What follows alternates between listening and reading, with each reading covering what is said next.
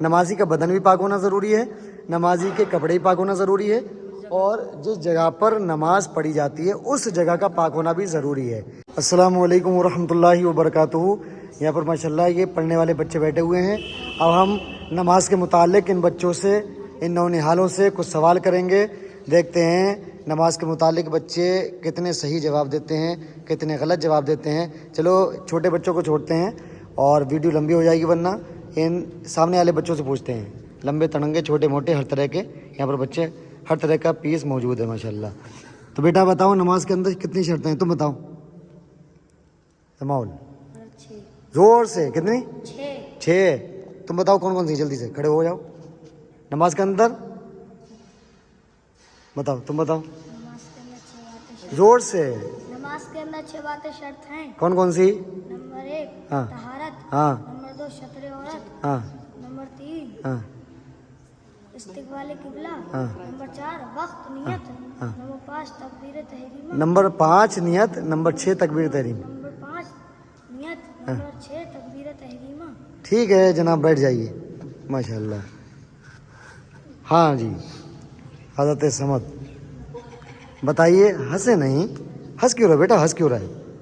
چل ہنستے نہیں ہیں، بچوں کی خصلت ہوتی ہے، ہنستے ضرور ہیں۔ ہاں بتائیے طہارت کسے کہتے ہیں؟ نمازی کا بدن کپڑے اس جگہ کا پاک، زور سے بولا کرو، سن لیں۔ نمازی کا بدن کپڑے اس جگہ کا پاک ہونا ضروری ہے کس جگہ کا؟ جہاں نماز پڑھی۔ ہاں 3 چیزیں ہیں نا، نمازی کا بدن بھی پاک ہونا ضروری ہے، نمازی کے کپڑے بھی پاک ہونا ضروری ہے، اور جس جگہ پر نماز پڑھی جاتی ہے اس جگہ کا پاک ہونا بھی ضروری ہے۔ اب یہ ہے کپڑوں پر کوئی نجاست نہ لگی ہو، پاک و صاف ہو، کوئی ناپاکی نہ لگی ہو، ہے نا، جس جگہ پر ہوں وہاں پر کوئی ناپاکی نہ ہو۔ اور بدن سے پاک ہونے سے مراد کیا ہے کہ غسل بھی کیا ہوا ہو، وضو بھی کیا ہوا ہو، اور ساتھ ہی ساتھ جسم پر کوئی ظاہری طور پر نجاست یعنی پاخانہ، پیشاب، لید، گوبر کوئی بھی چیز نہ لگی ہو، ٹھیک ہے۔ اچھا بتائیے ستر عورت کسے کہتے ہیں؟ مرد کی ستر عورت کتنی ہے؟ مرد کی ستر عورت ناف سے لے کر، مرد کا ناف سے لے کر گھٹنوں کے نیچے تک چھپانا ضروری ہے۔ ہاں ناف سے لے کر گھٹنوں کے نیچے تک، یہ مرد کا ستر عورت، یعنی اتنا حصہ پاٹ چھپانا ہر حال میں نہایت ضروری ہے۔ آپ بتائیے اچھا عورت کی ستر عورت کو کتنا چھپانا ضروری؟ کھڑی ہو جائیے میڈم، خاتون زنیرہ فاطمہ۔ ہاں عورت کو کتنا بدن چھپانا ضروری ہے؟ ادھر دیکھو، ہاں بیٹا۔ سوائے چہرہ، ہتھیلی اور تلووں کے علاوہ پورا بدن چھپانا ضروری ہے۔ ہاں سوائے چہرہ، ہتھیلی اور تلووں کے پورا بدن چھپانا ضروری ہے۔